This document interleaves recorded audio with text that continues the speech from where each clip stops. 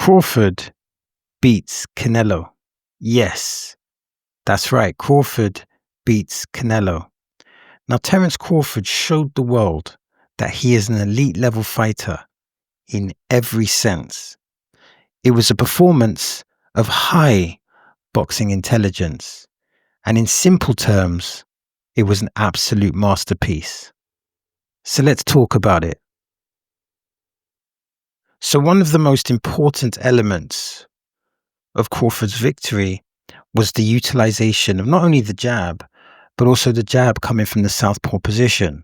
So from Canelo's perspective, there was an issue right off the bat, because not only do you have to train for an orthodox fighter, you have to also train for a southpaw. However, Crawford, I believe, for the entirety of the fight, stayed in the southpaw stance. But the jab was significant. Of course, the jab is considered the most important punch in boxing. And they say you don't hook with a hooker, but you definitely jab with a jabber.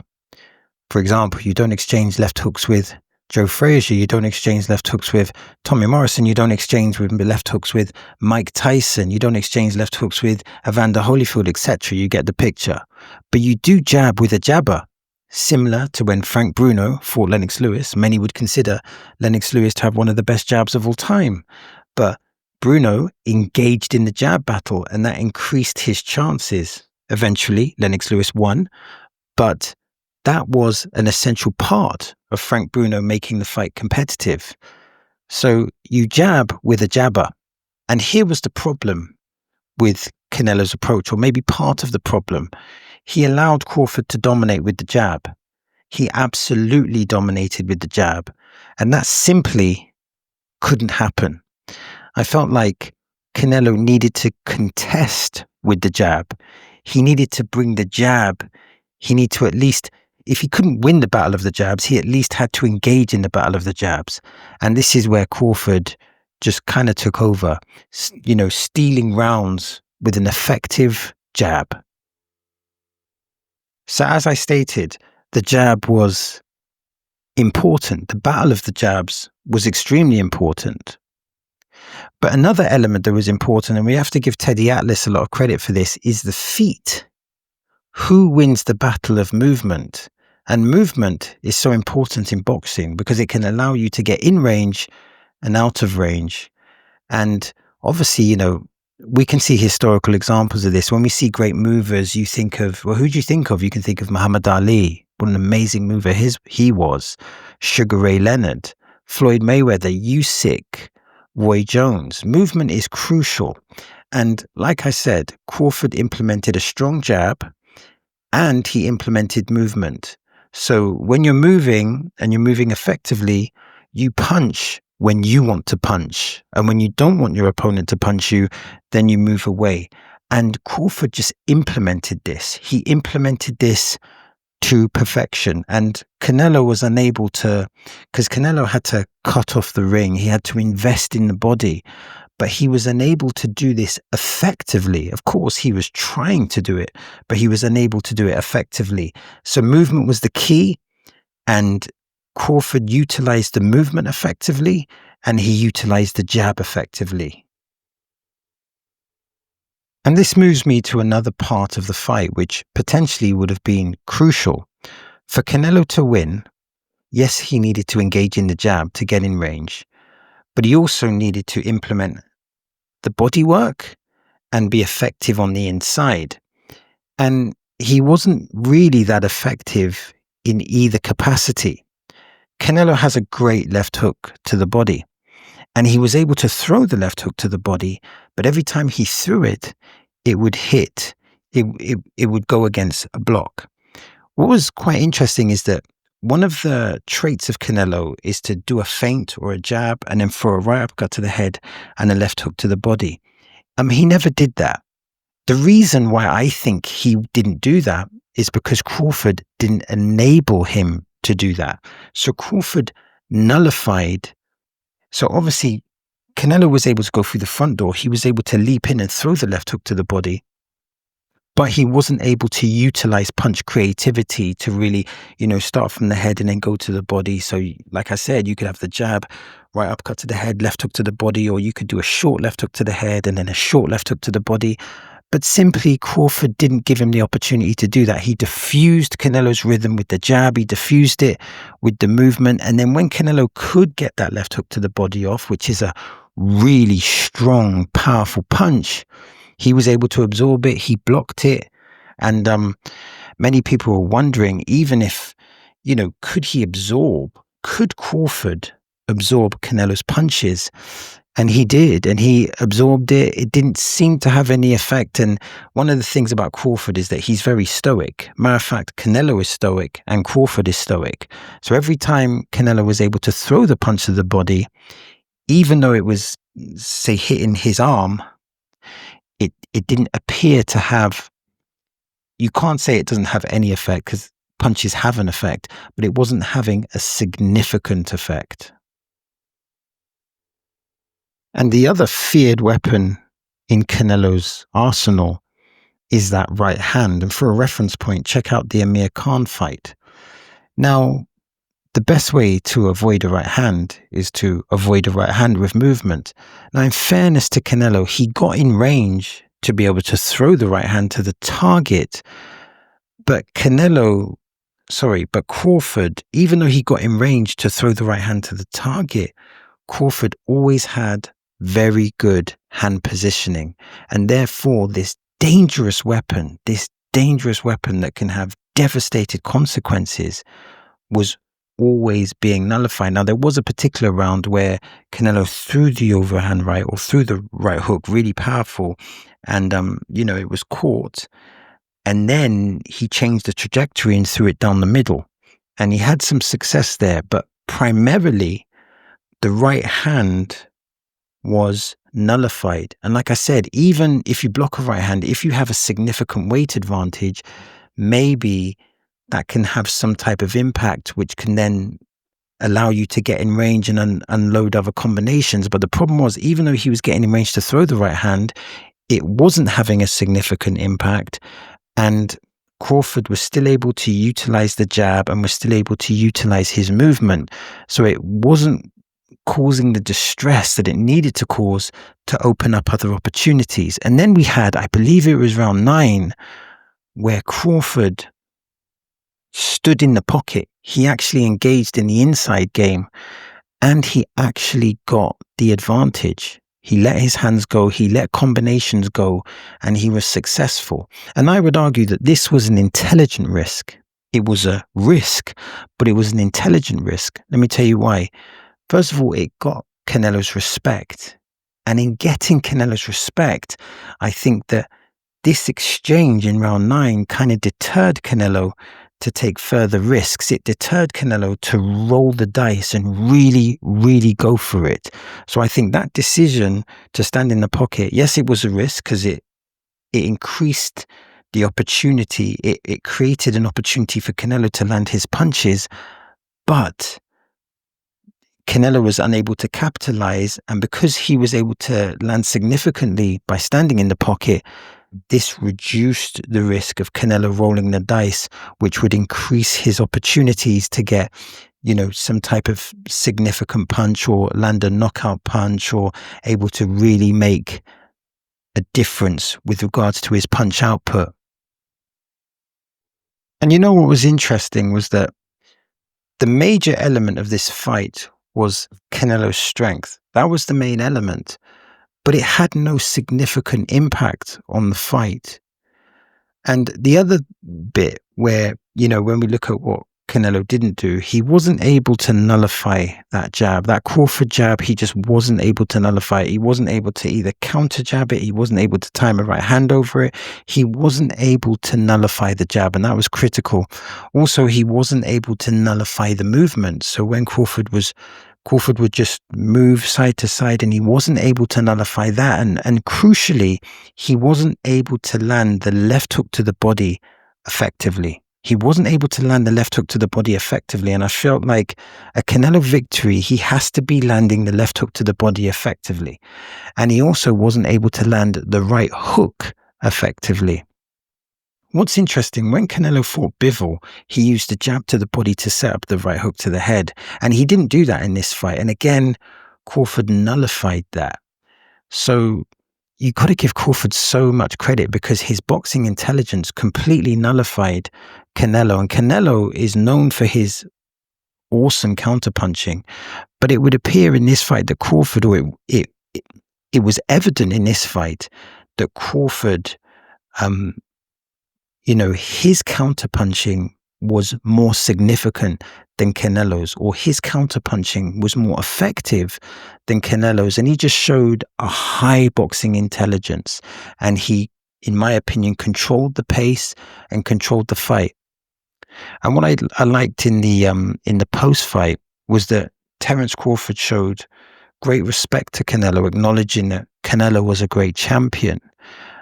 He also said, though, that the Canelo's power, he stated that he had been hit harder before. And this is an important point, that different fighters have different ways of training, and certain fighters, they may have a habit of training with heavier sparring partners or sparring partners that hit harder. So even though Canelo's power may have a tremendous impact on another fighter, if you're used to fighting or sparring with, super middleweights, light heavyweights, cruiserweights, etc., then that perceived strength advantage may not be as evident as it looks. And also, there was some evidence that Crawford has been working on, certain MMA things. Like there was some footage online, and that would indicate that, Crawford, people might be underestimating his strength. So sometimes we can assume that, if someone's going up 3 weight divisions, of course you're going to assume that there's a massive power disparity. But in this case, the strength that you would think that Canelo would have on the inside, it wasn't apparent. Now, of course, the fight wasn't predominantly in the pocket. It wasn't predominantly on the inside. But when it was on the inside, like say in round 9, you didn't see that disparity, and it didn't have a positive impact for Canelo. And one may ask the question, what does this defeat mean to Canelo? And does this defeat damage his legacy? Well, I've got a bit of a different take, because I feel that Canelo has cemented himself as being old school, in the sense that he'll fight anyone. And also, let's remind ourselves of an important thing. He gave Crawford the opportunity. He gave Crawford the opportunity to achieve greatness, and Crawford took it. I've said this many times. Every great fighter needs a dancing partner. Every great fighter needs a dancing partner. Imagine Muhammad Ali without Joe Frazier and without that amazing fight against George Foreman. What happens to Evander Holyfield's legacy without the Riddick-Bowe trilogies and the 2 fights with Mike Tyson? And Floyd Mayweather had a great dancing partner with Manny Pacquiao, which set up a major event. It may not have been the greatest fight, but Manny Pacquiao had developed such a well-respected CV and was such a ferocious competitor that everyone wanted to see the fight. And the point being is that Canelo gave that opportunity to Terence Crawford. He gave Terence Crawford the opportunity to achieve the elite level. Now, I believe that Terence Crawford was an elite fighter before this, and I thought the whole thing about who is he fought was, quite frankly, quite ridiculous. But the point is that this was an opportunity to reach true greatness, and Canelo should be respected for giving that opportunity to Terence Crawford, and Terence Crawford should be respected for taking that opportunity with both hands and delivering an absolute masterpiece of a performance. I really want to acknowledge the trainer Bomac in this performance, because I think a lot of times fighters, trainers, they're underlooked. And you could argue that a big part of every victory, or a big part of a boxer's victory, is the quality of their trainer. Think about that. For example, would Lennox Lewis have achieved the same level of greatness without Emmanuel Stewart? Would Vladimir Klitschko have been able to reign so long as heavyweight champion without Emmanuel Stewart? Clearly, Emmanuel Stewart was a massive part of both of those champions. And what would Nassim Hamed's career, who had a great career, he was a champion, and a lot of people really enjoyed Nassim Hamed's power, his speed. But what would his career look like without Brendan Ingle? Brendan Ingle's system created the backbone or the foundation of Nassim Hamed's career. And then you've got other examples. What would Manny Pacquiao's career have looked like without Freddie Roach? So trainers are so important. And one of the reasons why trainers are so important, because trainers, they don't only create strategies. I mean, they do create strategies, but they don't only create strategies, they create environments. Let's say that again. Trainers don't only create strategies, they create environments. So let's give Bomac the credit he deserves, because let's be honest, Crawford needed to be very patient in this fight. Crawford needed to have the right strategy, and he needed to have the right mindset. He needed to be stoic, and he was. He made it look easy, but it wasn't an easy task. And you gotta give credit to Bomac for not only having the right strategy, but creating the right environment for Crawford to compete and excel at this elite level.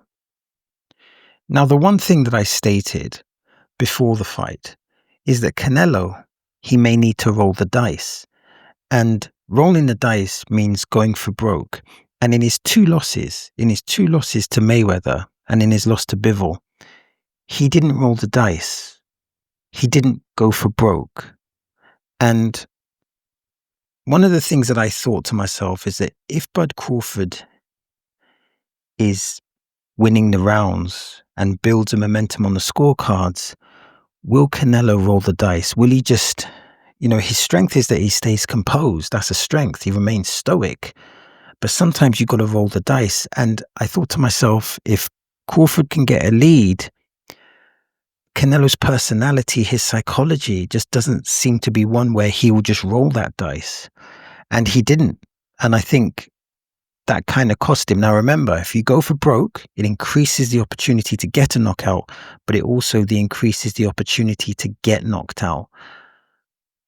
But for whatever reason, Canelo didn't roll that dice. And I think that ultimately that was favorable to Crawford, because that enabled him to control the fight, to keep the fight at the distance that he wanted. And Canelo, even though he's an elite level fighter with a high boxing intelligence, he was unable to make the adjustments to create the fight that he wanted. But here's another question. Here's another important question. What is the legacy now of Crawford? What is the legacy now of Crawford? To me, Crawford was already an elite fighter before this fight, but now he's solidified himself as an elite fighter. Think of it. Crawford has become undisputed at lightweight. He's become undisputed at welterweight, and now super middleweight. And I believe that no fighter in the four belt era has achieved that. And additional to this tremendous victory gives him a strong case to be pound for pound number one on the list ahead of Usyk. Of course, that's up for debate, but it definitely gives him a strong case to be number one. And this victory arguably puts him up there as an all-time great. Now, where does he fit on that list? Is he top 30? Is he top 20? Is he top 10? Is he top 5? But I feel he's cemented himself on the list as an all-time great. And this does so much for Crawford's legacy. And like I said, you might argue, it wasn't a great fight, but it was a great fight, but not in the brutal sense. It was a great execution of high boxing intelligence. It was a great execution of utilizing the jab, using effective movement, nullifying your opponent's strengths, nullifying the left hook to the body, nullifying the right hook to the head, nullifying the sharp counters. And remember, Canelo is seen not only as an elite level fighter, but an elite level counter puncher. So Canelo's not only just seen as an elite level fighter, he's seen as an elite level counter puncher. And Crawford, in one sense, he made it look comfortable. And that's a byproduct of his greatness, because this was a tremendously difficult task. The internet world and many, many people predicted that Canelo would simply be too strong, He just, they would acknowledge that Bud Crawford was a great fighter, but his greatness and his boxing intelligence and his counter-punching abilities would not be good enough to be able to get him the victory. And he's really just, from a boxing perspective, turned the world upside on his head with this remarkable victory. And from my perspective, I'm so glad that he won. I'm really glad that he won, and I think that I'm also, I like the way he won as well. It was just such a great execution of when you think of the science of boxing, to hit and not be hit, and I think Crawford really illustrated that, and I think it's commendable that in round 9, when he, from my perspective and from many people's perspective, he was clearly winning the fight, he stood in the pocket and, he got his respect. And, yes, he fought a smart fight. And as he said, he didn't want to eat too soon, but he still took some educated risks. And round 9 was an educated risk. And I think to be great, yes, you've got to implement the right strategy, but sometimes you have to take risks, and sometimes you have to take risks. And in round 9, he took that risk. He stood there in the pocket and he got Canelo's respect. And you got to take your hat off to Crawford. You also got to take your hat off to Canelo, because obviously he gave Crawford the opportunity to be great. But you've got to take your hat off to Crawford to be able to show that, he's a legendary fighter and this is his time. And it was just simply an incredible achievement. Is Terence Crawford the pound-for-pound king? After his amazing performance against Canelo, is Crawford the best pound for pound? And if so, what makes Crawford so good? What makes him such an elite level fighter? So let's try and understand the brilliance of Crawford. So the one thing that Crawford is, he's a switch hitter. So what does it mean? What does it mean to be a switch hitter? It means he can fight from the orthodox position with the left foot forward, throwing the jab with the left hand, or he can fight from the southpaw position with the right foot forward, throwing the jab with the right hand. So he has variation. He can go orthodox or he can go southpaw. And switch hitting is not a common thing in boxing. There's a few people that can do it. So let's give some references. We have, of course, Tyson Fury. Then we have the brilliant Willie Pep, marvelous Marvin Hagler, what an amazing fighter he was. Boots Ennis, and of course, Nassim Hamed. And all these were really good fighters. But the question becomes, why are switch hitters so difficult to deal with? Well, think about training for a switch hitter. Think about training for Terence Crawford. You would have to train for not only his southpaw identity, but also his orthodox identity. So the innovation and the creativity that Crawford brings by being able to go orthodox and be able to go southpaw presents a more complicated problem for the fighter. So imagine trying to figure out, not only do you need to figure out what he does from the orthodox position, you also need to figure out what punches and traps he sets from the southpaw position. So basically, it's a more complex puzzle to solve. Also, Crawford has great boxing intelligence, First, like most great boxers, he understands his identity. He uses the jab, the bait, and the hook counter, which is standard stuff. And when he does little subtle things, like when he goes to the body, he'll first set it up with a deflection to the head. So maybe it's a jab to the head, and then he'll go to the body. He's always deflecting. So if he's trying to hit you with the left hook to the body, he's going to hit you with something else first. Um, and he also has this style where he can touch you a bit and then introduce the power shot. So again, the touches, they are like the deflections for the power punches that are coming.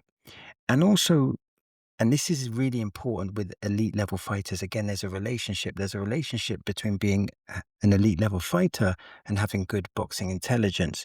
And this relationship is being able to make adjustments in the middle of a fight. And against Kell Brook, in the Kell Brook fight, he found he made an adjustment because he needed to, and he found a right hand counter over Kell Brook's jab, and this was this was significant enough, and then he followed it through with other punches and then caused the stoppage.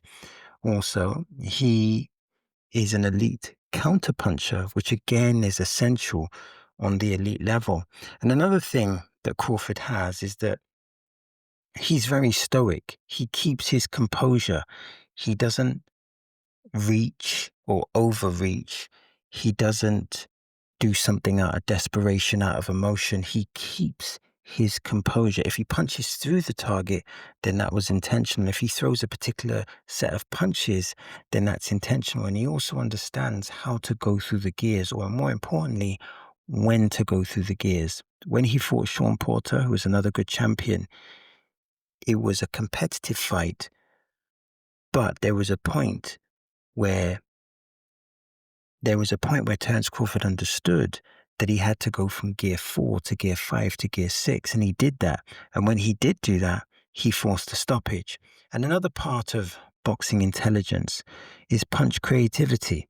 And one of the favorite combinations that he threw, and he threw this against Errol Spence, is the 1-1-2-3-4. Let me explain. So I hope I get this right. So this is from the southpaw position. So we did the double jab from the southpaw position, the straight left all to the head. Then he puts the right hook to the body, and then he puts the right hook to the head. So that's double jab from the southpaw position, straight left to the head, all to the head, then the right hook to the body, and then the right hook to the head. So really, when you look at Terence Crawford, he has so many variations with regards to punches from either the orthodox position or from the southpaw position. He has gears. He has different types of traps that he can lure you into. And his boxing IQ, or his boxing intelligence, is of an elite level.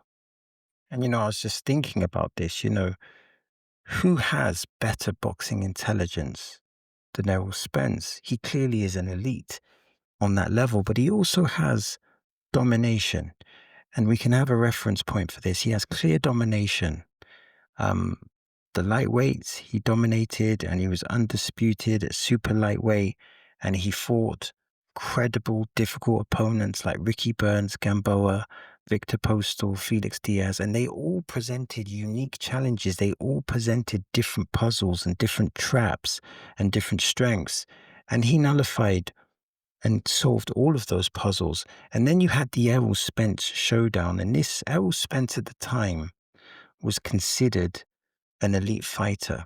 He had victories over Sean Porter, Danny Garcia, and Kell Brook. And he was seen as a formidable opponent who also had an elite level trainer. This was a showdown to see who was the best. And Crawford dominated that fight. His uppercut counter in round 2 was a punch of incredible accuracy. The execution of that counter was just awesome. And most great fighters, they nullify their opponent. A good example of this is when Evander Holyfield fought Mike Tyson in the first fight. He nullified Tyson with effective counter punching. And when you look at Spence was a great fighter. For example, he had a very effective body attack. Check out the Kell Brook fight for a reference. And he had great hooks and he had a great jab. But none of this was effective because Crawford took this away from him. And that's what great fighters do. They take away your tools, or they take away your effective weapons. And when we use the word domination, fighters are dominant in different ways. Mike Tyson was a knockout artist. He was a knockout machine, where Floyd Mayweather was more of a technician. And, he dominated in a different way. Manny Pacquiao had great footwork, but he also, he knocked out fighters. He dominated fighters. He was quite brutal. He was an offense-orientated fighter. But when you have like the Floyd Mayweathers of this world and Crawford, it's a different type of domination. They dominate you with effective counters. They dominate you by taking away your weapons. And there is no doubt that Crawford has had a significant level of domination that needs to be respected. So when Crawford fought Canelo, he took on an audacious challenge. When he fought Canelo, he took on an audacious challenge because he didn't dare to be great. He didn't just dare to be great. He dared to be greater. And in that fight, he took Canelo's punches when most of the critics said he wouldn't be able to do that because he was moving up 3 weight divisions. He took away Canelo's left hook to the body or rendered it ineffective. He took away the right hand to the head, or he rendered the right hand to the head ineffective. He made Canelo an elite level fighter, an elite level counterpuncher with good speed and great power look ordinary. And in round nine, he took a stance. He made a statement, standing in the pocket to show dominance. In simple terms, it was a masterclass. He showed a great jab from the southpaw position. He showed great footwork. He showed great timing. He showed elite counterpunching. And effectively, he solved the Rubik's Cube of Canelo. And in solving that puzzle and making it look effortless, and considering that he went up 3 weight divisions, you have to look at him now in a different light. And remember, on most people's pound for pound lists, he was number 3. And I think after the nature of this victory, the significance of this victory, I think that there's a very, very strong argument that when you're looking at your pound for pound list, that Crawford should be considered number 1. And that's not to take away from any of the other great fighters on the list. Inoue, I always get the name wrong, Bivol, Usyk, etc. But there's a very strong argument after that great victory and after developing such an amazing CV that Crawford should be number 1. So is Netflix taking over boxing? And how does Canelo cash in 150 million? Is Netflix the new champion in boxing? And will streaming defeat pay-per-view, or will they operate side by side in the boxing jungle? This, of course, is a very interesting conversation. So let's try and understand this. So why was it so successful?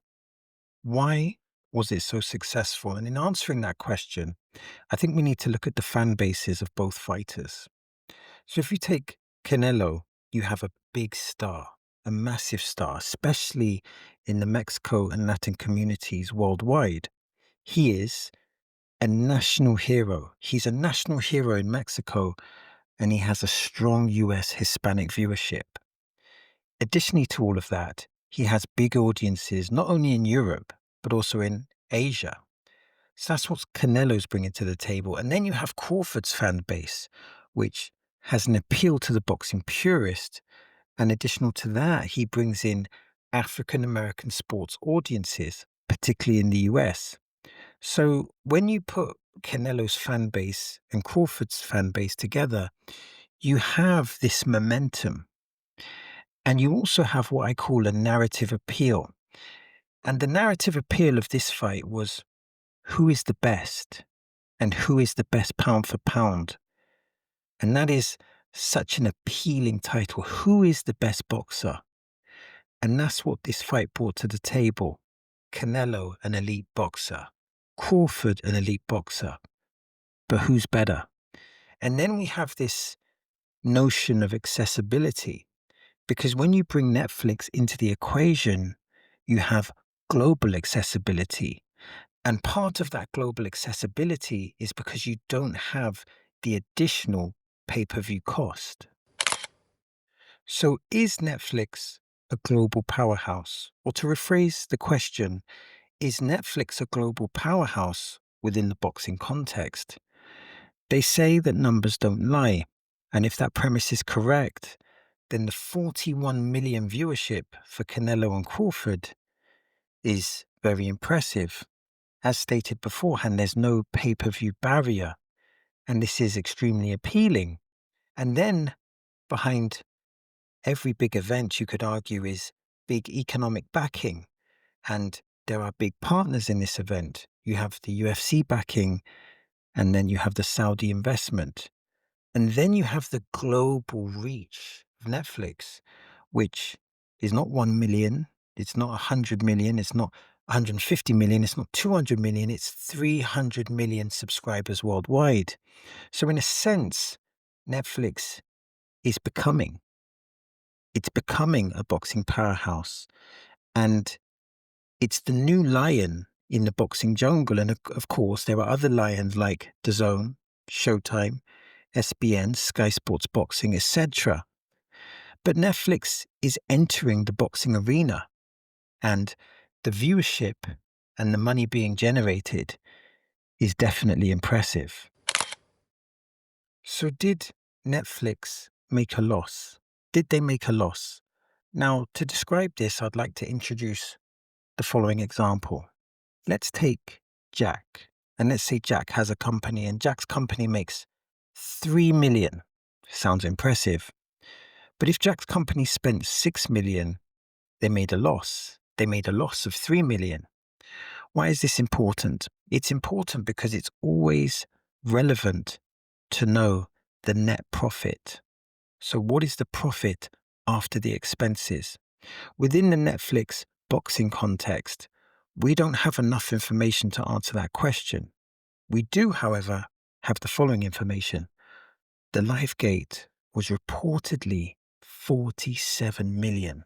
That is a staggering amount. And what's equally staggering is the fight purses. Crawford made a respectable $10 million, and Canelo allegedly made $150 million. These are massive purses. So clearly, a lot of money was made. But additionally, a lot of money was paid out. I'm assuming that Netflix is looking at this event as an opportunity, as an investment opportunity. And there's other metrics as well, or there's another metric. And this is how many people subscribed because of the fight. So how many people subscribed to Netflix because of the fight? Because Netflix is a subscription model. That's their economic business model.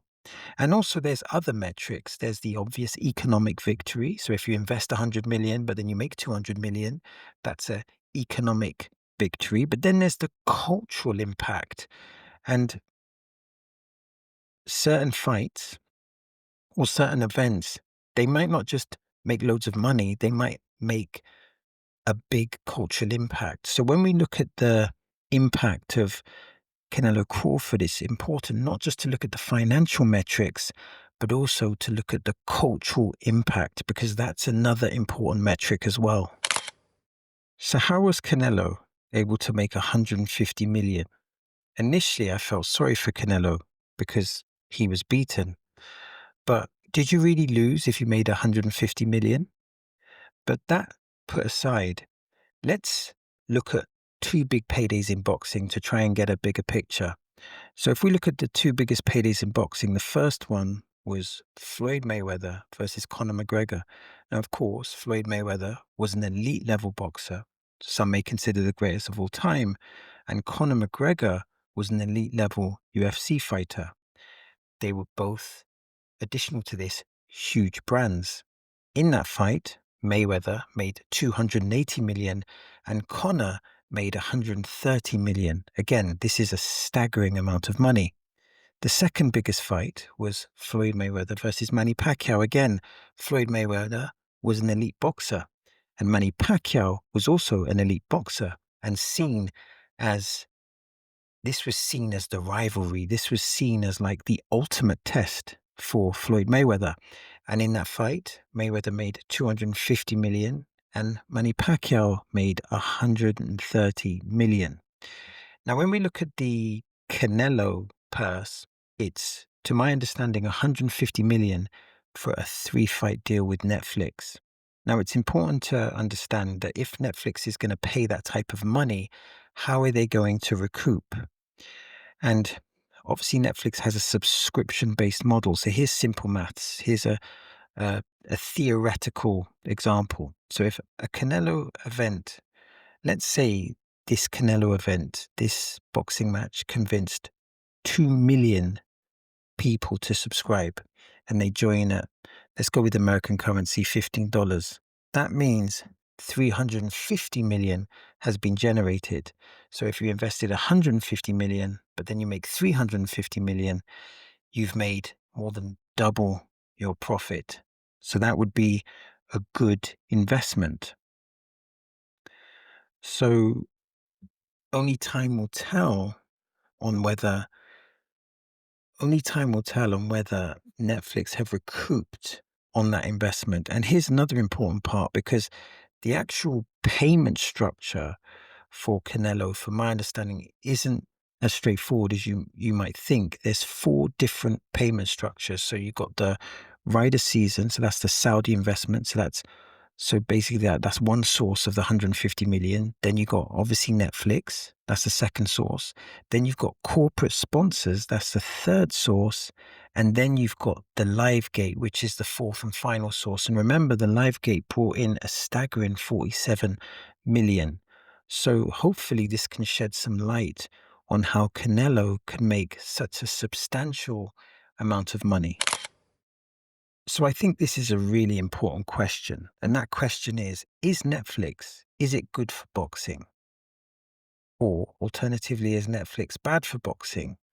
And as in most cases, there are pros and there are cons. So let's look at some of the pros. So Netflix brings in a huge audience. For example, the Crawford Canelo fight brought in 40 million in regards to viewership. Additionally to this, there is no pay-per-view price entry because it's a subscription model. Also, Netflix is currently providing great economic opportunities, and that's evidenced by the fact that they're paying Canelo 150 million. And another part of Netflix is that it has that global reach, which is exponential. And that current global reach isn't 100 million, it's not 200 million, it's 300 million. So the global reach is massive. And also there's the potential, because of that global reach, to really raise a boxer's profile. So these are the pros of the relationship of Netflix and boxing. But with any aspect, there's always potential cons. And one of the potential cons, well, it's a question. Is the 100+ million purses, are they sustainable or are they unsustainable? Only time will tell with regards to if they can recoup on their investment. Another issue, and this happened in the Mike Tyson Jake Paul fight, is the streaming glitches, which of course affects the live experience. And then additional to this, can they sustain, they being Netflix, can they sustain this long term? And then we look at the payment structure. And is the payment structure fair? Is the payment structure fair? So if boxer A makes 150 million and boxer B makes 10 million, how much do the other boxer makes? How much do the other boxers make? So does boxer C make millions? or do they make substantially less? And is that pay disparity fair? What is a fair payment for boxers that support the main event? Because can there be a disparity that's too much? Clearly, you're going to have a disparity. I mean, you have a disparity between 150 million and 10 million, but what's a fair disparity between the main event and the supporting boxing events that are leading up to the main event? And also, the streaming glitches are extremely important. And again, as I stated, the Mike Tyson, Jake Paul, they had buffering and streaming issues. And apparently these issues happen because when you have massive events, you have what you call peak demand spikes. So for example, when you take the Mike Tyson and Jake Paul fight, there was a 60 million viewership. That's right, a 60 million viewership. And for want of a better word, this would have stressed their technological infrastructure. So it's essential that they being Netflix, have the technology to support this type of viewership. So as we can see, boxing and Netflix, it has the potential to be a good or great relationship, but there's also the potential for it to be a not so good relationship. So Netflix, it could be positive for boxing. I mean, culturally, it brings new eyeballs to the sport, and this is a good thing. Additional to this, it creates new economic opportunities, and hopefully the pay structure can be maintained. And also, hopefully the fights will continue to be of an elite level. And as long as the pay structures are fair, there is a real opportunity that this could be a successful relationship. But in the end, the business will determine its future. But at the same time, don't underestimate cultural impact. Ultimately, only time will tell. Chris Eubank Jr. versus Conor Benn 2, the grudge match boxing fans just can't miss. So we're going to talk about the press conference, and then we're going to talk about the change of trainers because that could be really significant. And then we will discuss the rehydration and some of the tactical adjustments that could make a difference in the fight. So let's try and understand this further. So let's talk about this press conference. So Eubank Jr. and Conor Benn are promoting the rematch. And clearly this is already a big fight. Now, the one thing I can say is that there seems to be a huge conflict, a genuine conflict, a genuine anger between Chris Eubank Jr. and Eddie Hearn. And it doesn't look healthy. But of course, this will fuel the fight, and marketing is an essential element. Marketing is an essential element for any fight, really. So this fight, I would say, is built up on 3 phases. It's built up on 3 phases. The first phase is their dad's legacy. The second phase was the tremendous build-up. Think of the egg slap. And then the third phase is that they actually had a great fight. It was a grueling and competitive affair. And this was a press conference that was partly entertaining, but it's hard to top some of the previous press conferences. But there's some important questions to ask with regards to this rematch. There's some important questions to ask. So one of them is, will the rehydration play a significant role in this fight? Will the rehydration play a significant role? Also, will Eubank Jr. be able to repeat his previous performance? And lastly, will Conor Benn be better? And will that be the difference? So let's talk about the change of trainers. Now, at the press conference, when I was watching the press conference, I was actually quite curious to see who would be training Chris Eubank Jr. And I assumed that Jonathan Banks would be there. And to my surprise, there was Bomac. Now, Bomac is a trainer of very high pedigree. And of course, he was behind Terence Crawford. So I guess with regard to the parting with Jonathan Banks, the question remains, why does Chris Eubank Jr. keep changing trainers? Why does he keep doing that? And is that a good thing or is that a negative thing? Now, of course, Bomac is a highly regarded trainer. And to understand what Chris Eubank Jr. is bringing to the table, it's important to understand the trainer, because the trainer is not only responsible for the strategy, but in simple terms, they're responsible for cultivating the boxing environment. So when you look at Bomac's team, you have two other trainers, and you also have a strength conditioning coach. I believe their name is Jamie Belt, and they train in the morning. And the reason they train in the morning is to limit distractions and for focus and consistency. And I like that, actually. That's really good. And typically the fighters have to train twice a day, and his training has an his training has an emphasis on developing a fighter's IQ. So a lot of his training is about developing a fighter's boxing intelligence. And he also has a particular focus on calmness under pressure. And when you look at Crawford, when he undertook that massive fight with Canelo, one of the most impressive, or one of the impressive points, or one of the impressive attributes that Crawford showed, was his ability to remain stoic, his ability to remain calm under pressure. He didn't buckle, he remained composed. So again, with this, there's a few questions that I have. And one of them is, why did Chris Eubank Jr. decide to leave Jonathan Banks and join Bomac? What is the reason behind that? And who left who? Did they part amicably, or did Jonathan leave, or did Eubank leave, etc.? And what unique qualities does Bomac bring as a trainer? Because he is an elite trainer, but is he the right trainer for Chris Eubank Jr.? And also, how might Bomac's training style improve Chris Eubank Jr.'s performance in the ring? So how might Bomac's training style and philosophy improve Eubank's performance in the ring? Because remember, trainers, they don't just cultivate the strategy, they also harness the boxing environment. And that's so important. So let's speak about rehydration. And this is going to be coming up time and time again.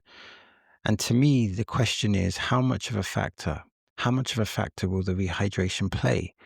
Will this negatively affect Chris Eubank Jr.'s performance? And more importantly, because clearly it will affect his performance, but how much will it affect his performance? And I think the answer for Chris Eubank Jr. here, if I was in his corner, I'd be thinking about nutrition.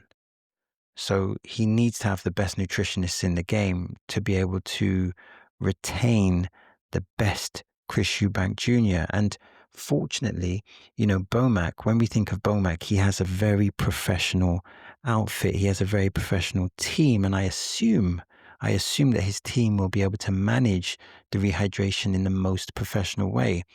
And let's assume that Eubank Jr. comes in at 85%. Let's assume that he can come in at 85%. Will that be enough to win?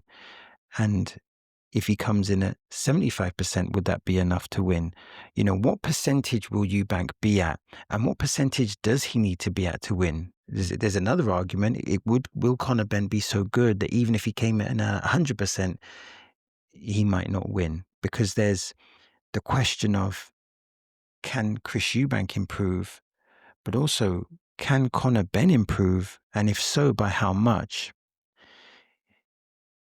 It's important to realize here that Bomac, the new trainer of Chris Eubank Jr., has provided the boxing environment of arguably the best pound-for-pound boxer in the world. So clearly, this training environment, this boxing environment, will help Eubank Jr. immensely. And I would think that nutrition, strength training, and scientific protocols will be very important here. Now, Ben Shalom, I'm not sure if he's the manager or promoter, but he's part of the Eubank team. He's not happy with the rehydration clause. And it seemed to me that he was talking about that there's a safety concern. And this gives another edge to the sport, or an edge to the event, which is not a very nice edge. And I was actually looking at the questions in the comment section, and it appears that the internet is asking the question, if they, or if he is so unhappy with the rehydration clause, if they are so unhappy with the rehydration clause, why did they sign the contract? It seems like a reasonable question. And it would appear, and this is purely speculation, that they signed it because they were either A, economically compensated for that, and there's still a total confidence that even if compromised, that Chris Eubank Jr. will win.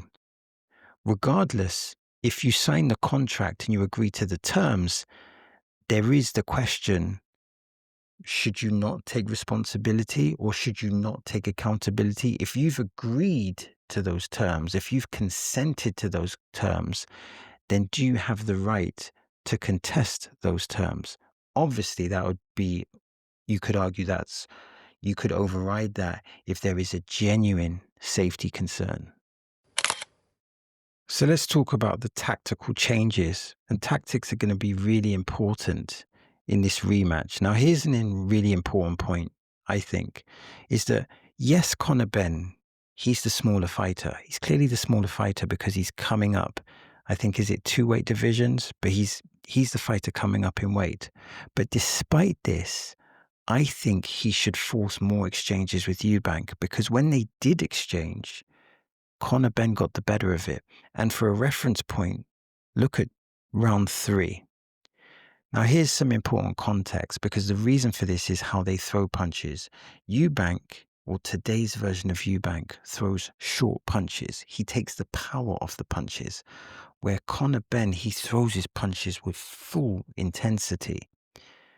So the difference in how they deliver punches dictates that if they have exchanges, Conor Benn might have the edge.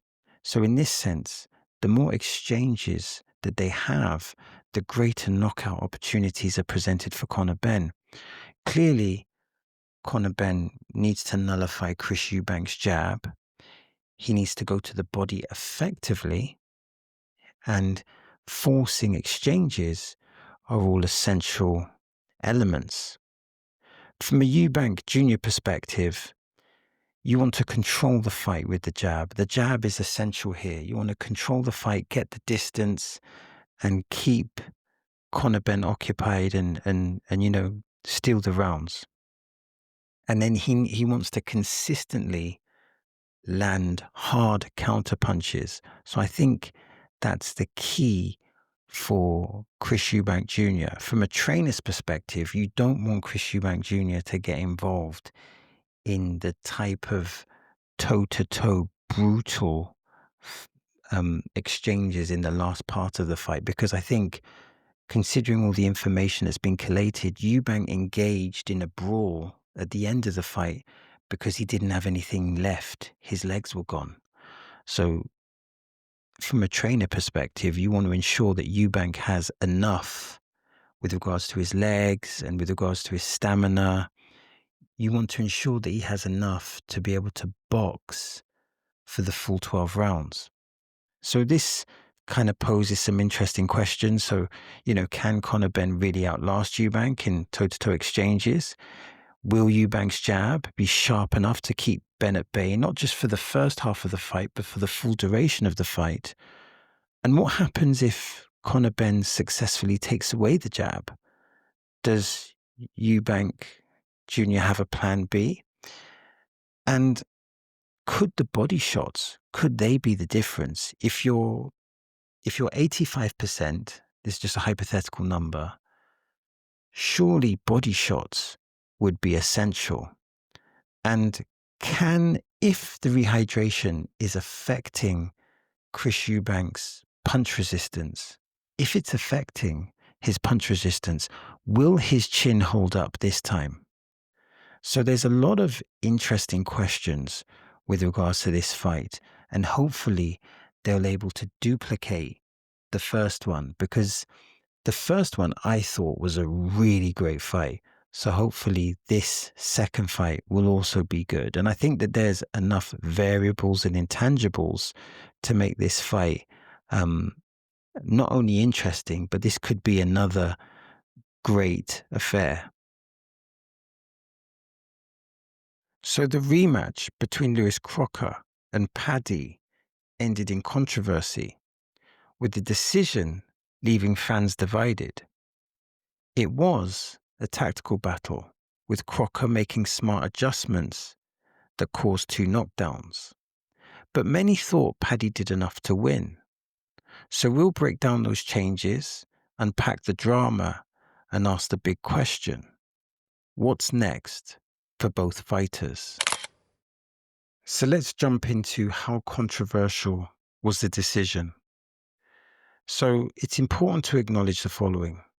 Lewis Crocker scored 2 knockdowns. Why is that relevant? Well, a knockdown is typically a 10-8 round. So if you win a round, it's 10-9, and if you score a knockdown, then you would typically have a 10-8. That means if you score 2 knockdowns in 2 separate rounds, effectively you have won 4 rounds. Additional to this, if you look at the fight from what I observed, most of the rounds were close. There was tiny margins. For example, did you like the movement and counterpunching of Lewis Crocker, or did you like the higher work rate and aggression from Paddy? Paddy clearly looked good in parts, especially when he shortened up his punches. And Paddy showed that he could overcome adversity, and that's important. And he also showed a comfortability in taking the center of the ring. Despite this, though, I'm not sure if controversial decision is the right words considering the context. However, I can totally understand Paddy and his team's frustration. He would feel that he was the superior fighter, and particularly the type of domination he had in the first fight. You can imagine that you would just be frustrated with this outcome. And I think that there's some questions to ponder here. So first of all, boxing is subjective as opposed to objective. So the question would be, did you agree with the judges' scorecards? How did you see it? And is it objective or is it subjective? And I think a lot of this would come down to this question: which style did you personally value more? Did you like the movement and the counters of Lewis Crocker, or did you like the pressure and the slightly more volume of Paddy? And considering what's happened, should there be another fight? So to me, this fight showed the importance of strategy, and the person that made the most effective strategical adjustment was clearly Lewis Crocker. Let's briefly explain historically why strategy is important. Now, when Evander Holyfield, the great Evander Holyfield, fought Riddick Bowe in the first fight, he lost a decision in a tremendous, tremendous war. But in the rematch, he made some strategical adjustments. More jabs, more movement, and instead of focusing on being inside, he combined some outside fighting or more outside fighting with inside fighting. He also had different combinations. Instead of doubling up his left hook, he would use the short left hook to set up the straight right. And this was important in changing the outcome. So Evander's victory in the rematch over Riddick Bowe was about a change of strategy. Also, another reference point is David Haye versus Valuev. David Haye, quite cleverly in the build-up to the fight, told Valuev that he was going to go for the knockout. So, if you took David Haye at his word, you would prepare for an aggressive fighter. And it made sense because David Haye's a power puncher.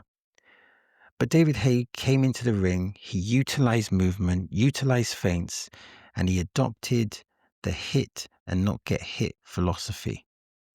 And it was very effective because Valuev struggled to get into punching range. Again, this fight was predicated by the effective strategy of David Haye. Of course, there's loads of other examples. Another one that comes to mind is the Sugar Ray Leonard-Roberto Duran rematch, where again, Sugar Ray Leonard made those adjustments. So when we speak about Lewis Crocker, in the first fight, he neglected the jab. There wasn't enough feints. And even though he was sometimes moving his head, he was effectively a stationary target. But then in the rematch, he introduced the jab. He brought the jab into play. He introduced the feints. And the way he was pouring with the jab, when you do this with the jab, if you're feinting to set up either a hard jab or a left hook, but also you're blurring an opponent's vision. Additional to this, he had so much foot movement. This meant that in the first fight, the target was right in front of Paddy, but this time Paddy had to find the target. And when he found the target, he then had to contend with the lethal counterpunches. And those counterpunches were significant in both knockdowns. The reason why this is important is because Lewis Crocker's strategic approach would have meant that Paddy would probably not have been prepared for this tactic. If you look at the first Lewis Crocker fight, you would assume that Crocker would have tried to take the center of the ring, would have put on more pressure, maybe would have punched more to the body, maybe have used the jab more. But you would not have thought that Lewis Crocker would have implemented a fighting strategy that would have been predicated on movement. So this was a very smart adjustment that paid dividends. And here's some questions to think about, or here's a question to ponder. Should Paddy look to adjust his own strategy if they have a third fight? Because clearly in the first fight, Paddy was moving. He was moving and he was using the jab effectively. But in the second fight, he took the center ring. So what should Paddy's approach be if there is a third fight? So let's talk about Billy Nelson. I think you have to give Billy Nelson a lot of respect because this fight shows that he understands how to identify and implement adjustments. Because instead of doubling down on the wrong tactics, he effectively went back to the drawing board. Here's an important point. A boxing trainer can make a positive or a negative impact on a fight. And boxing trainers not only create strategy, they build environments. Let me repeat that. Boxing trainers not only create strategy, they build environments. Lewis Crocker changed his fight tactics, and this changed the fight. To understand the importance of trainers and building environments, you only have to look at the great Emmanuel Stewart. He created the environment for Lennox Lewis to be undisputed heavyweight champion. He also created the boxing environment for Vladimir Klitschko to reign for what I believe was like 10 years. And Billy created the boxing environment to create that performance. Let's not forget that even though Lewis Crocker won the first fight on disqualification, he was taking a beating in that fight. He was losing rounds and he was taking a lot of punishment. So this strategic difference created a totally different fight. And with that, there's some questions to think about. For example, how much credit should trainers get compared to the fighters themselves?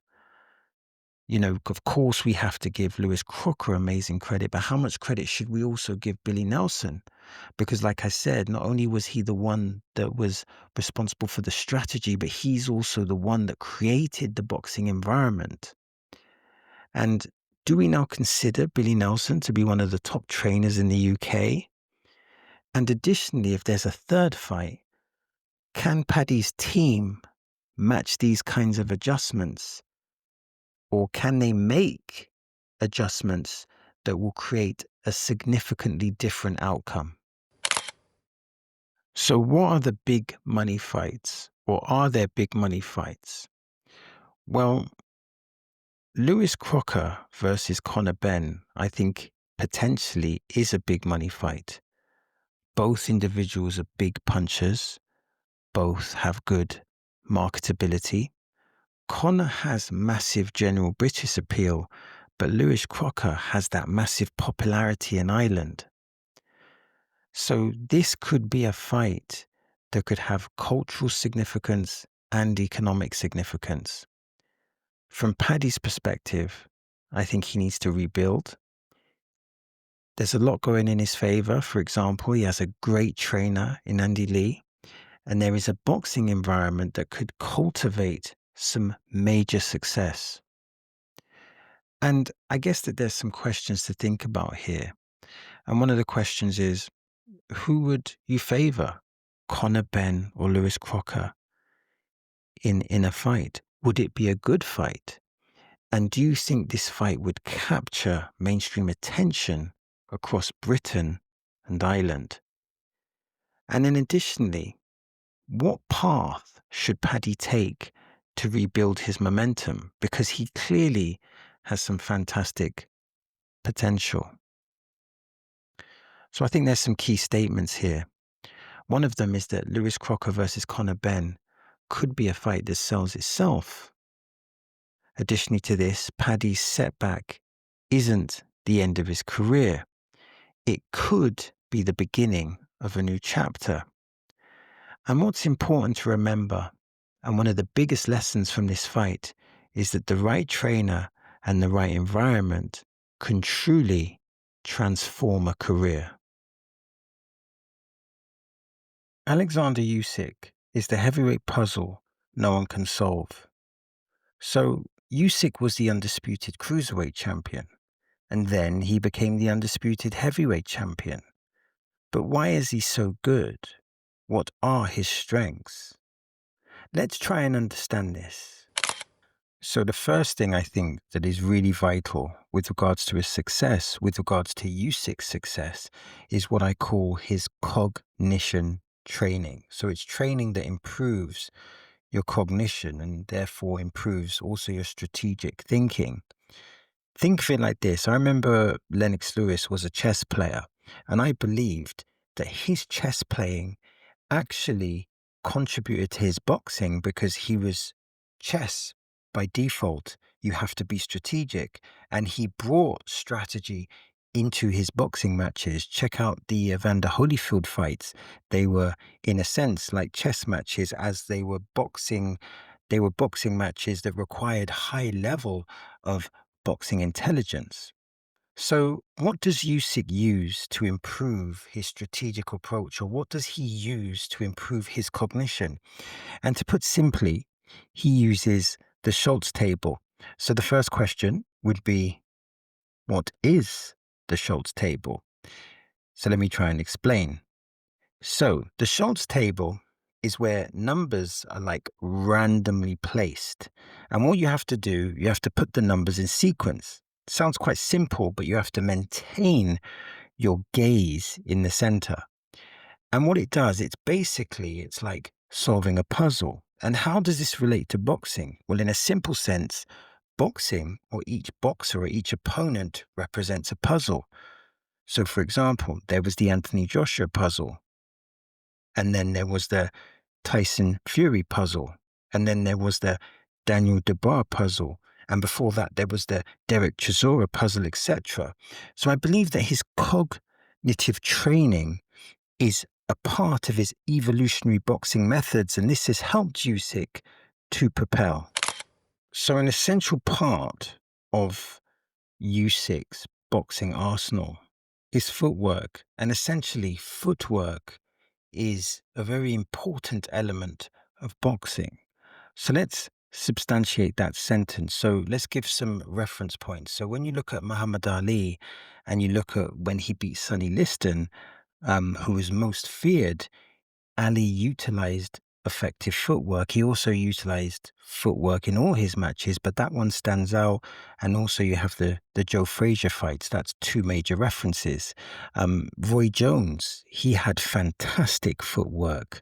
Sugar Ray Robinson, an absolute legend, he had fantastic footwork. Sugar Ray Leonard utilized footwork effectively. Check his fight against Roberto Duran. In the rematch against Roberto Duran, he used footwork effectively. And footwork essentially enables you to get in range and then get out of range. And remember, the philosophy of boxing is to hit and not be hit.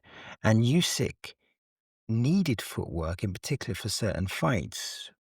the Chisora fight, footwork was very much needed because Chisora was trying to get in range and land those bombs, and he was able to utilize his footwork effectively. And obviously in the Anthony Joshua fight, Anthony Joshua being such a hard puncher, he wanted to get into range, and Usyk utilized effective footwork to stay out of range when he wanted to stay out of range, and then use the feint and footwork to get in range, to get his punches off, and then get outside. So when we look at Usyk, obviously you have the feints, you have the jab, you have the southpaw position, but also his feet are an essential part of his resume. Also, another part of what people struggle with when they fight Usyk is the fact that he's a southpaw. So for those that don't know, the southpaw, the jab or the right foot is forward as opposed to the left foot being forward. So the jab comes from the right hand as opposed from the left hand. Now the question would be, why are southpaws so hard to fight? And there's a few things here. The first thing is that the punches come from uniquely different angles. So the angles of the punches from a southpaw are different to an orthodox fighter. That's part of it. But also, southpaws are accustomed to fighting orthodox boxers. Southpaws are accustomed to fighting orthodox boxers. But orthodox boxers are not accustomed to fighting southpaws. So naturally, in being a southpaw, Usyk has this advantage. And we have some references of southpaw champions. I can think of two on the top of my head. Michael Moorer, he became, I believe, the first southpaw champion, the first left-handed champion when he beat Evander Holyfield via decision. And then we have Chris Bird, who is another southpaw champion. But the southpaw position is always a very difficult position to manage. And in a sense, when you look at boxing, each boxer brings a unique puzzle. Let me explain. So each boxer brings different speed, different power, different strength, different forms of punch creativity. Each boxer brings a unique puzzle. But then being a southpaw brings a uniquely different puzzle. So it's uniqueness within the uniqueness. And this just makes it extraordinarily difficult. It makes it a harder, more complex puzzle to figure out, because you're dealing with that jab from the southpaw position, you're dealing from the backhand from the southpaw position, and you're dealing with counters from the southpaw position. And as you can see, particularly in the Anthony Joshua fight, or I should say the Anthony Joshua fights and in the Tyson Fury fights, this was one of the important factors where you're dealing with the Usyk puzzle. You're dealing with an elite fighter that is a southpaw. Now, of course, we have the boxing intelligence, and I would argue that all great fighters require normally elite levels of boxing intelligence. But what is boxing intelligence, or what's an example of boxing intelligence? So here are some basic principles. Movement to reduce an opponent's punch opportunities is a part of boxing intelligence. Feints to put pressure and create boxing opportunities is a part of boxing intelligence.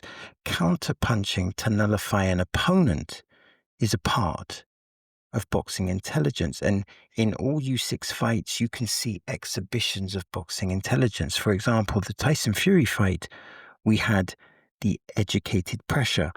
Tyson Fury was winning some of the early rounds, but he was made to work harder than what he wanted to work. That was boxing intelligence, and that left the opportunity in round 9 for the left-hand counter, which nearly caused a knockout, of course, Tyson Fury being a warrior, and Usyk won by decision.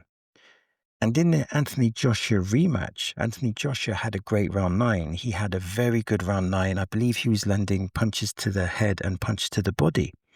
But Usyk understood the context, and he came out in round 10 and he regained the momentum and he took over the fight. This was boxing intelligence because he took away Anthony Joshua's momentum and he took away his confidence. And that was essential, because if he hadn't taken away Anthony Joshua's confidence and momentum, then he could have ascended. So he understands the narrative structures of a fight. He understands when he needs to be in gear 3, and then he understands when he needs to go to gear 4, gear 5, gear 6, etc. And then you had the Daniel Dubois rematch, and he nullified Daniel Dubois' backhand, which is an immense threat. And he implemented an effective left-hand counter because Daniel Dubois at times was punching through the target, which left a greater counter opportunity window. He also countered Dubois' counter. If you notice in the Anthony Joshua fight, Dubois landed a right-hand counter to finish the fight in round 5.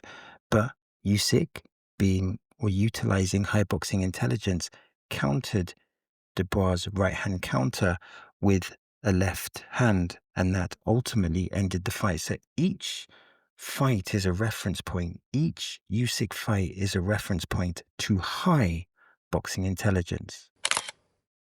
Also, when you look at Usyk, you see that he has a gas tank, and his gas tank never seems to end. He seems to just, the same way he's moving in round 1 is the same way he can move in round 12. Usyk actually excels in the later rounds. And for a reference point, we have the Anthony Joshua fights 1 and 2, and then we have the Tyson Fury fights 1 and 2. So his stamina is another part of his weaponry. And when you look at the Joshua masterclass, it was a masterclass. I mean, when you're dealing with Anthony Joshua, what do you have? You have a good jab, and he took away Anthony Joshua's jab, and he found his jab. So he took away Anthony Joshua's jab. He was able to implement his jab, and then he started to find the range for his backhand, which he landed effectively in round 3. He also used movement effectively to enable him to punch when he wanted to punch. But then when he wanted to take a rest, then he would effectively move out the way, move out of the punch zone. He also used feints, and he used feints effectively because the feints keep the opponent thinking. So when you get an opponent's respect with your power, he has to respect the feint. So if you feint, then he's flinching. And if he doesn't flinch, then you should just throw the punches.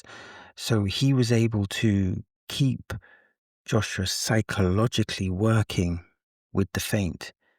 And also on top of that, he accelerated later in the fight. So as the fight progressed, or at the beginning of the fight, you had like the battle of the jabs.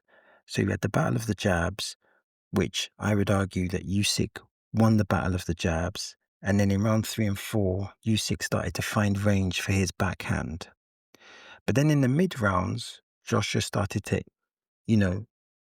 come back, if I remember, with some combinations and some body punching. But then as we moved into the final phase of the fight, Joshua got slower and apparently weaker, but Usyk got better. It's almost like he got faster and was starting to punch harder. And then I remember in round 12, he then started to throw combination punches. Mostly with a fighter, they'll start off throwing combination punches, and as the fight progresses, their punch output will decrease. But from what I can remember, Usyk's punch output actually increased. And this is the whole thing about Usyk. He's got so many different elements to his game. So he has the cognition training, which enables him to adapt to the different types of opponents, to the different types of puzzles. And that enables him to be able to adapt his game plan accordingly. He's got the movement, so it's hard to trap him. He's got the good feints, the good jab, the backhand to get your attention. He also has the ability to analyze and be stoic. And if an opponent comes in and has a good round, he will come in the next round and take over to negate your momentum and to negate your confidence. So Usyk is good in so many different ways. There's so many different elements to his game. And I think that's partly why he's been so dominant in the heavyweight division. Evander Holyfield was the undisputed cruiserweight champion. And he was also the undisputed heavyweight champion. And he had notable victories over Buster Douglas, Riddick Bowe, and of course, Mike Tyson. But he also used science to transform boxing, as science was an integral part of his preparation as a heavyweight. Let's try to understand this.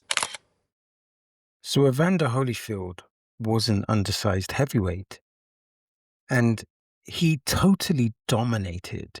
He absolutely dominated the cruiserweight division. And this is evident because Evander Holyfield was the undisputed cruiserweight champion. So when you look at it, there's a move from cruiserweight to heavyweight. And from an economic standpoint, it's lucrative.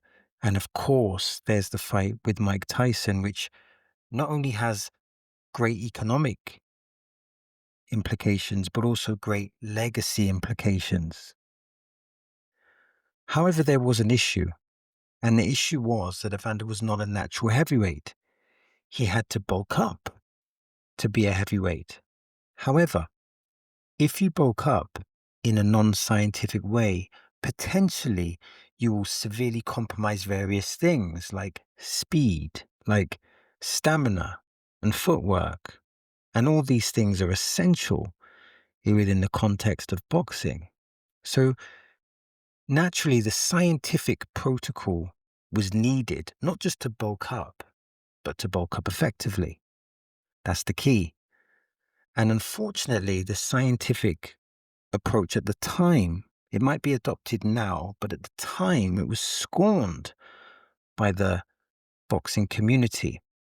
But by adopting a scientific approach, Evander Holyfield was, in a sense, he was stepping into a new jungle because he was effectively entering the unknown.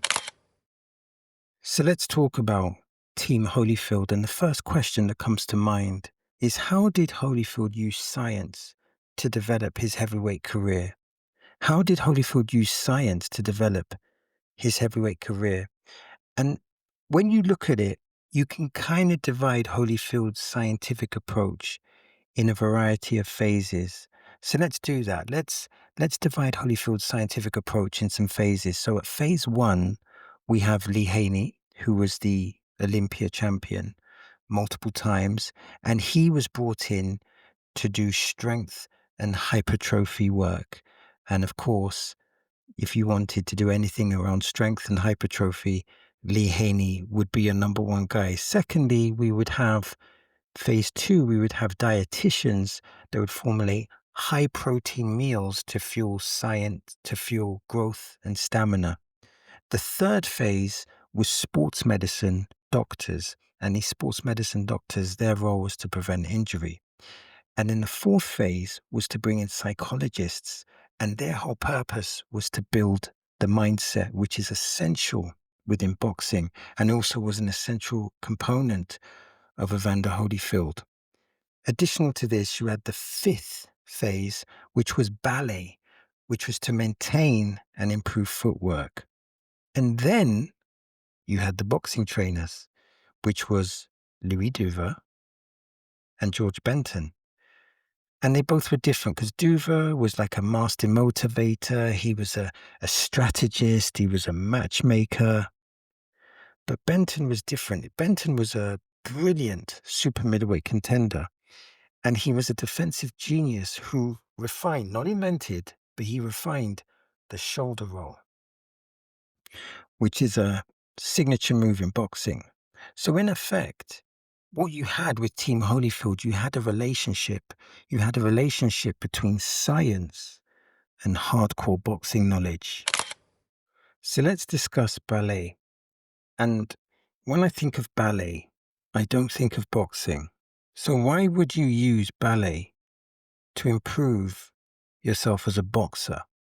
Well, one of the main focuses of boxing is footwork. And clearly, there is a reference between ballet and footwork. And there's a relationship between footwork and boxing. And elite boxers typically have good footwork. Let's have a reference. So, Muhammad Ali. When I think of Muhammad Ali, I think of many things, but within the technical boxing realm, I think of a great jab and I think of great footwork. When I think of Roy Jones, I think again an elite fighter with a great double, triple, quadruple left hook, amongst other things, but I also think of great footwork.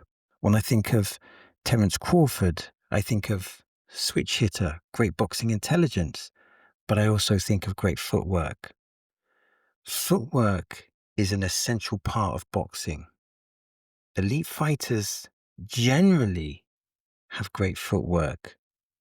So great footwork is a byproduct in most cases of being a great boxer. So what does ballet do? So ballet develops balance, core strength, precise foot movement, and the ability to stay light on your feet.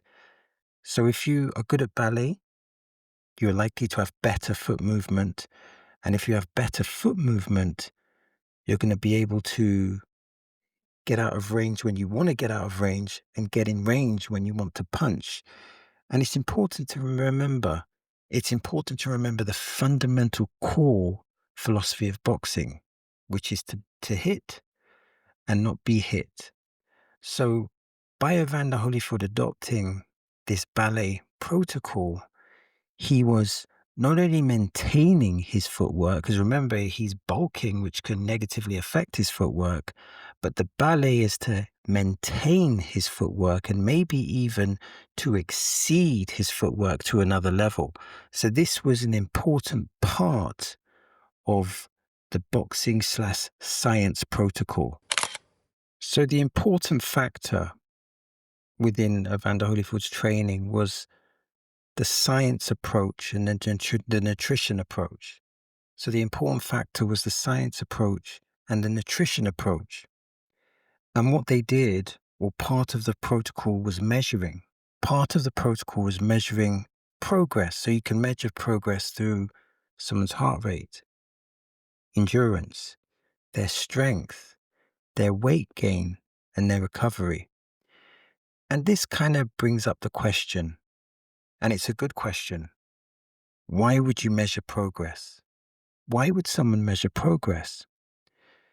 And to answer this question is to ask the question, if you're not measuring progress, how do you know that you're progressing in a positive or a negative way? So measuring progress was an essential part of this protocol.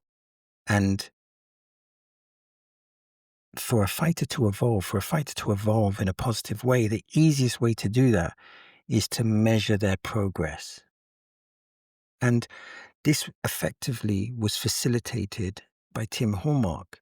Now, Tim Hallmark was the strength conditioning coach and exercise physiologist, I believe, and he came from a science-based training approach rather than a boxing background. And the protocol they had in place for Evander was, again, it wasn't a typical boxing protocol. Remember, they're looking to do an effective bulk. So it's 4 to 5 meals a day and reportedly 5,000 to 6,000 calories a day. And through this measured protocol, Holyfield went from 190 pounds to 210 pounds. Now, there's an important point to make here. And the important point to make here is that Evander Holyfield's bulk was not bodybuilder eating. It was not a bodybuilder's bulk, because he was bulking up, yes, similar to how a bodybuilder would bulk in the off season, but it was predicated on performance-based eating. So he's bulking up, but he has to maintain his stamina, he has to maintain his speed, he has to maintain his reflexes, and he has to maintain his footwork. And that's why a scientific approach that could measure positive progress was absolutely essential. So with regards to weight training, it's important to acknowledge that Holyfield did incorporate weight training, and there was many respected boxing trainers that were against weight training. They thought that weight training was detrimental to a boxer's development. And there were 3 main names that I can think of. Angelo Dundee, of course, he trained Muhammad Ali and Sugar Ray Leonard. Eddie Futch, he trained Joe Frazier and Riddick Bowe. And then you had Cus D'Amato, who trained Mike Tyson, and Floyd Patterson. So these were three very credible names in boxing that had suggested that weight training can compromise boxing ability. And here's the point. Weight training, if not implemented in an effective manner, may hinder boxing ability. And the idea here is that lifting weights, it can compromise your speed and fluidity and reduce endurance. And speed, fluidity, and endurance are important components of being a great boxer. But here's the point. Evander Holyfield trained under a rigorous scientific approach, which didn't compromise his boxing ability, it optimized his boxing ability. So under Tim Hallmark, who again had a science-based approach, the weightlifting increased punching power, it had injury prevention protocols, and it would improve his effectiveness on the inside. And Evander Holyfield was a fighter who could fight on the outside, but he also liked being on the inside. So the inside protocol was very important. So it was a scientific endeavor, for want of a better word, that focused on functional strength and explosiveness. So Evander Holyfield's career showed that you could implement weight training in an effective way. And that was kind of essential to show that if implemented properly, weight training could be an effective part of your boxing protocol. So Evander Holyfield had a sensational victory over Mike Tyson. But what was the training protocol? And I think this really emphasizes his scientific approach. Because when Evander Holyfield fought Mike Tyson, his training protocol was divided in 4 mesiocycles. Now, I know what you're thinking. What is a mesiocycle? In simple terms, a mesiocycle is a training cycle. So let's go over this scientific protocol that was used for the Mike Tyson fight. So mesiocycle number 1, this was called anatomical adaptation. And in this cycle, Evander Holyfield used light weights, road work, swimming, and calisthenics. And the purpose of this particular mesiocycle was to build base fitness, which makes sense because fighters will generally have a long layoff before the next fight. And then that led to the second mesiocycle, which was a combination of things. It was to build hypertrophy, so it meant moderate to heavy weights, compound lifts, so these are lifts that stimulate multiple parts of the body, and it was circuits with minimal rests. And the reason for minimal rests was to increase endurance. And there was a calorie surplus in the second mesiocycle, which means that this was the opportunity to build the most muscle.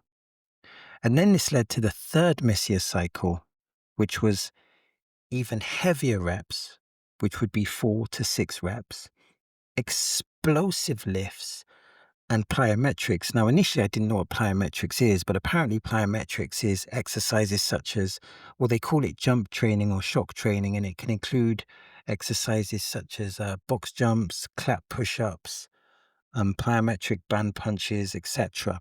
And the purpose of this mesiocycle, which was the third mesiocycle, was to build explosiveness, because that's what's needed to deal with heavyweights. So, when you're fighting heavyweights such as Mike Tyson, Riddick Bowe, George Foreman, you need that explosiveness.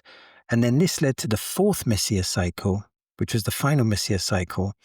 And this was power endurance, high intensity intervals, and strength circuits, which included boxing movements.